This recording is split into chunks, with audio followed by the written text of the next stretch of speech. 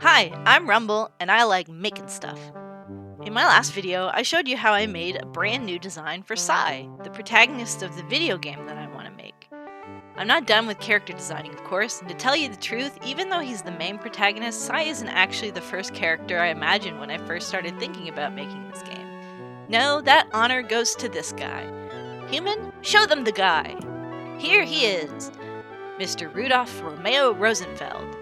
Rudy, as Sai likes to call him, began conceptually as a bit of a fun twist on a tried and true character trope.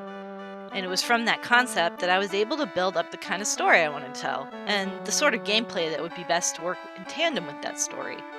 As you can imagine, that makes Rudy here pretty important, which is why he will be the game's Deutragonist. That said, Rudy is definitely overdue for an overhaul of his own. There's a lot going on here that's honestly a little unnecessary, though I do still think he's got a great silhouette and overall color palette. There's also one glaring issue with his design that I've been meaning to address for some time. You'll see once we take a look at the mood board I made, which, well, why don't we go ahead and get started? So I pulled Rudy's original color palette and generated a few new variations, collected some fashion references from old catalogs and museum displays, and then, of course, I added some very important character inspiration. Yes, I have both Van Helsing and Anna Valerius included as inspiration. No, we are not going to address the fact that two of my mood boards have had Hugh Jackman on them so far. And last but not least, a hairstyle reference for long freeform locks, because there's no reason why my dedication to logical realism in clothing shouldn't also extend to a man's hairstyle. He's not going to be stopping in the middle of an adventure to get his hair relaxed at the salon. A natural hairstyle just makes more sense. Moving on, the sketching stage starts, as it was last time, with plotting out the anatomy. Rudy has what I've affectionately dubbed the Vegeta build. Now, even after I cover him head to toe later in layers, you'll never be able to unsee it. You're welcome. Well, once I finally freaking got his head to be the right shape, I elected to give him something more stylish going on in the chin area than that somewhat pathetic soul patch he had before. All for one and one for all, baby. Man, I wasn't even done sketching the base, and already this look is a vast improvement. Now, while we watch the first couple of outfits play out, remember how I said last time it's good to exhaust any and all variations you can think of so that you know for sure you're moving forward with your best idea? I did not do that this time. At least I didn't do it the same way that I did last time.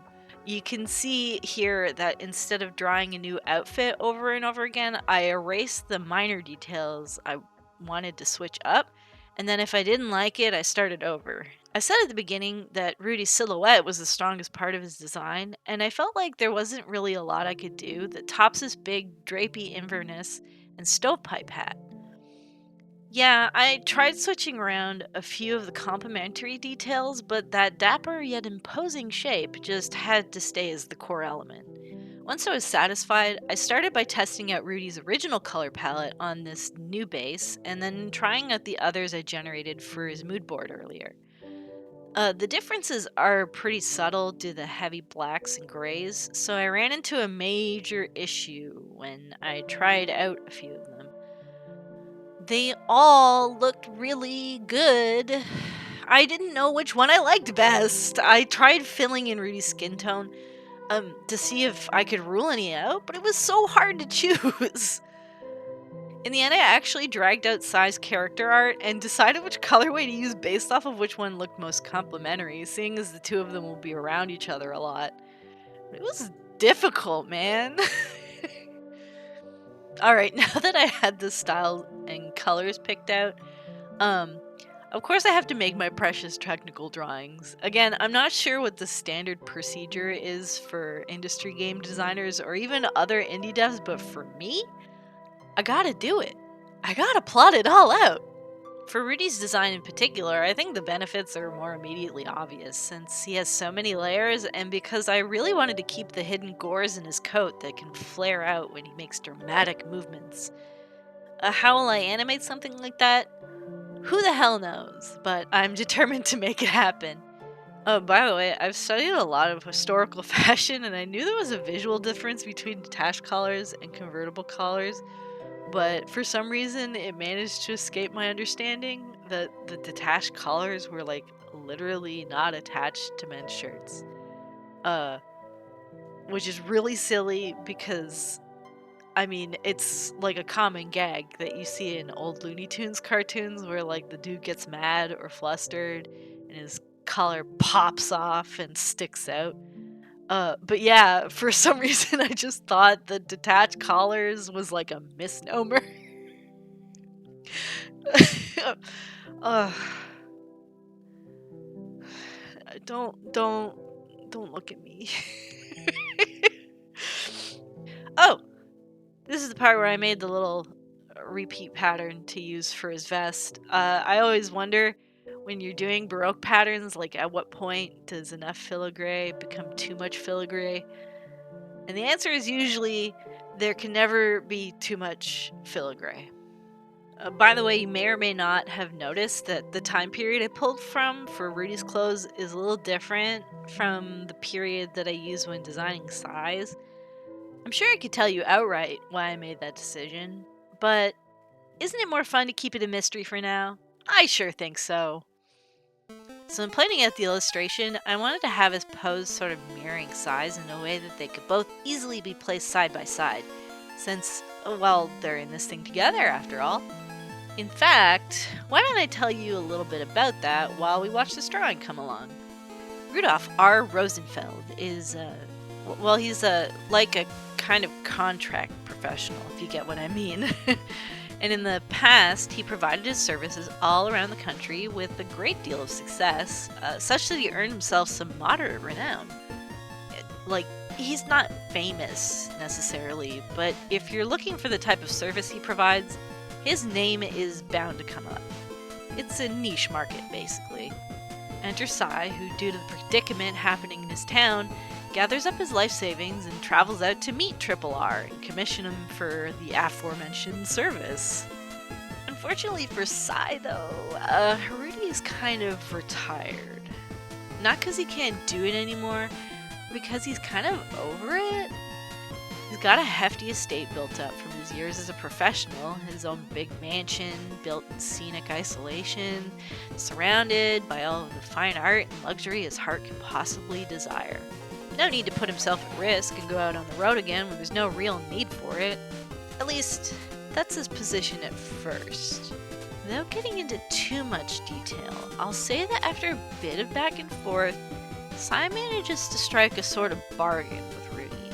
One that essentially makes Cy into Rudy's apprentice, teaching him all the skills and knowledge he needs so that when he's ready, he can head back into town and take care of his problem for himself. Now, I won't lie, Cy and Rudy's relationship throughout the story is pretty contentious. The two rarely get along. Cy is more emotionally driven and down to earth, while Rudy thinks very highly of himself and views things with a far more detached pragmatism.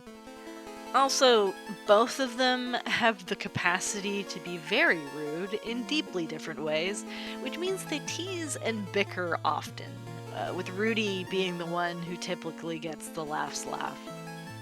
Still, Rudy teaches Cy forthcomingly and is earnestly invested in Cy's progress. He knows the stuff too, and when the situation calls for it, he's got the skill to back it up. Just how those skills will translate to gameplay is something I'll definitely go over in a future video, but for now, all you need to know is this.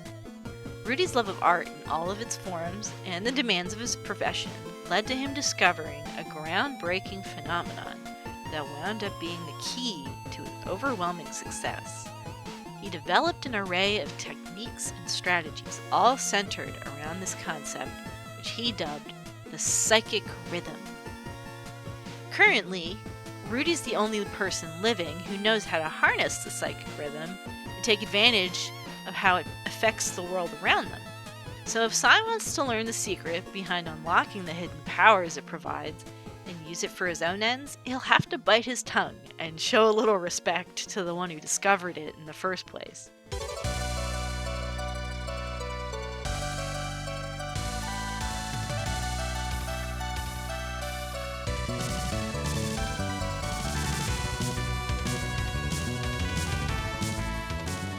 that's Rudy Rosenfeld, Sai's partner throughout the story of the game. Doesn't he seem badass? I know I'm really happy with how he turned out, but don't be afraid to let me know what you think down in the comments. I really enjoyed getting to read your reactions last time, so please don't be shy. And thanks again for taking the time to watch another video. I have a few more characters that I'm excited to introduce to you after this, so you can look forward to those coming relatively soon. I've had a great time making with you, and I hope to see you again for the next one. Bye!